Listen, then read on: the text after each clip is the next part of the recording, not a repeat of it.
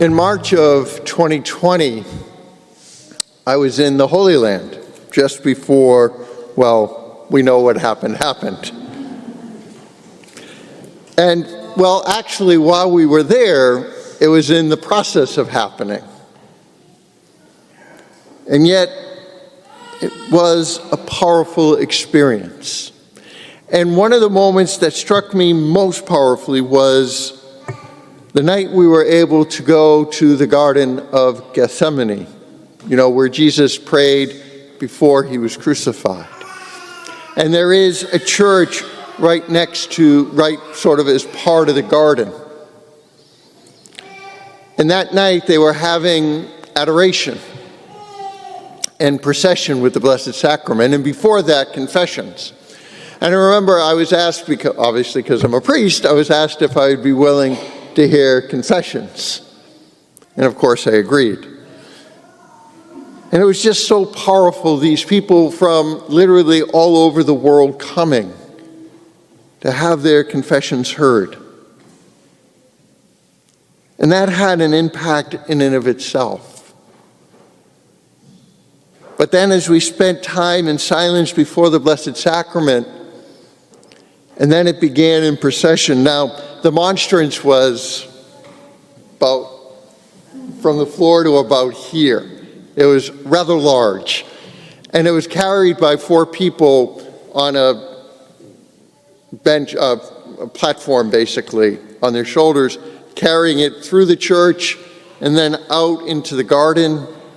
Now you have to understand, the trees that are in the garden are essentially the same trees that Jesus prayed by some 2,000 years later.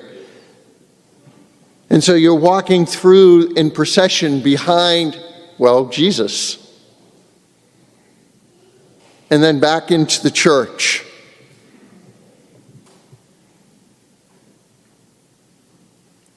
And I remember as we came back out of the church, I was standing next to a friend of mine who was with me, Father David Darcy, and I was overwhelmed with sorrow, with true mourning for my sins. Not simple contrition, but it was something far deeper than that. In the recognition of what was happening or what had happened in that place. My heart broke with the things that I had done wrong. And I remember in that moment,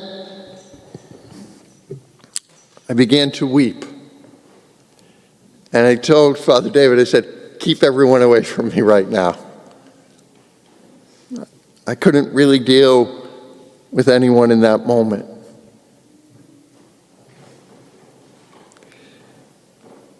I felt such an overwhelming burden for the things I had chosen to do that were not in accord with God's will for my life. The things that I had chosen to do in brokenness and stupidity, the things I had chosen to do simply because I wanted to do them.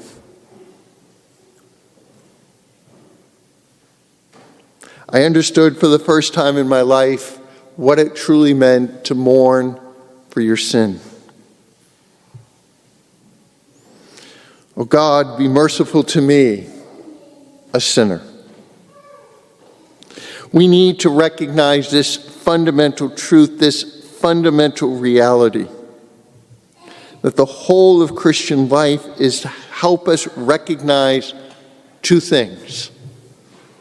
Our sinfulness, our brokenness, our stupidity, as I always say. And if you sit there and think, I'm not really a sinner,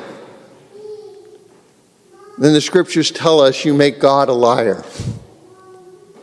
If you can honestly believe that you are not a sinner, then what you are basically saying is you do not need Jesus in your life, because that is the only reason Jesus came. He did not simply come to teach us a way. He was not a teacher like all the others that may have come before or after. He came to save us from our sins. And it is only when we can recognize our brokenness and our stupidity, only when we can recognize that we are sinners, can we fully appreciate the need we have for Christ in our lives. For the other reason he came was to help us to truly experience God's mercy, compassion, and love. And I have to admit, in that moment, that was part of what was overwhelming me in the garden. Because as I recognized my sinfulness, I also recognized God's graciousness. And allowing me, a sinner, to be there in that moment, I recognized his compassion and mercy in my life.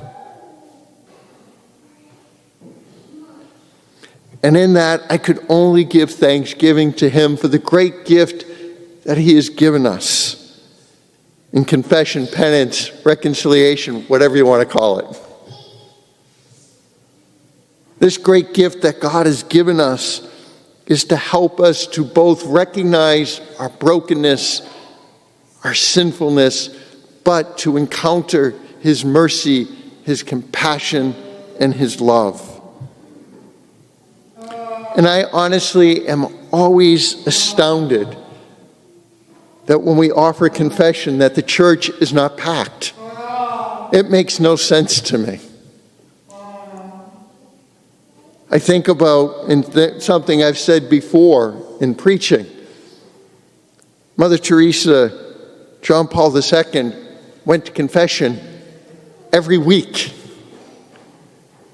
And if you can tell me that you're living a life in such a way that it's better than Mother Teresa and John Paul II, that you don't need to go to confession, I'm going to tell you right now, that's a reason to go to confession.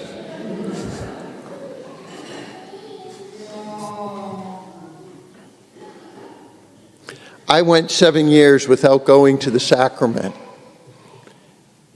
And when I returned, shortly before I went into the seminary, it made a profound change in my life, and I came to recognize why confession is so important.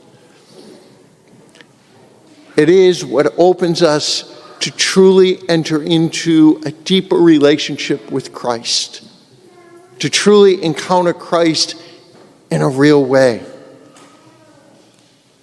without fear.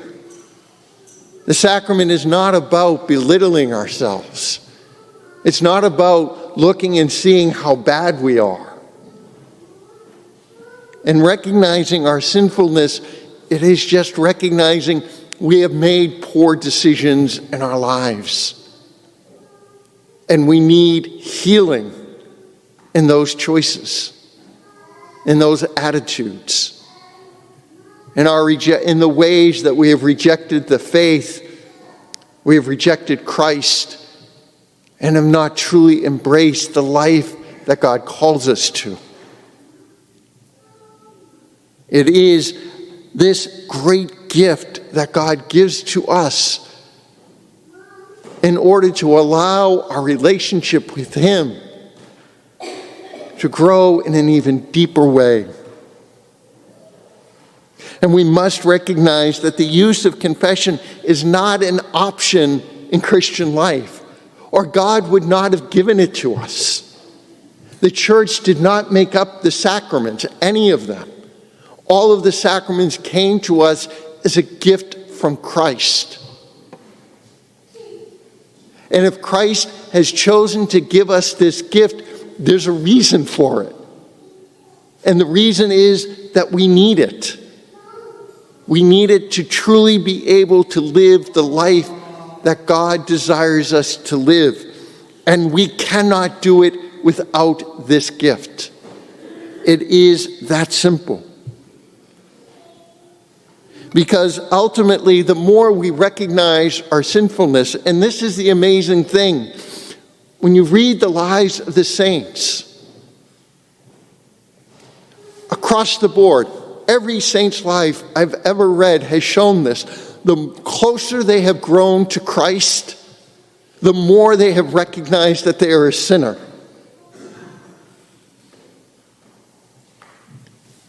I've yet to read in a saint's life where that wasn't true. And unfortunately, the opposite is true. The more we don't see our sinfulness, it means we are moving further away from Christ. Recognizing our sinfulness is not, again, belittling ourselves. It is our recognition of our need for Christ, for God in our life, to change and transform our lives, to be that life that allows us to become the person we are supposed to be. If we are not sinners, we don't need Christ. It's that simple. If we are not sinners, we don't need God's compassion, mercy, and grace in our lives.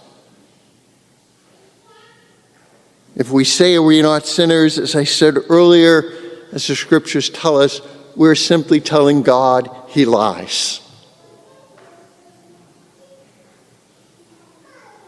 May we come to open our lives to the truth of our lives. May we come to recognize our true need for Christ, our true need for his healing, his compassion, and his mercy. May we recognize, like the tax collector, that we are sinners. And may we make use of this great gift that he has given us in the sacrament of confession. May we come to grow not just in contrition, but may we truly grow to mourn our sins.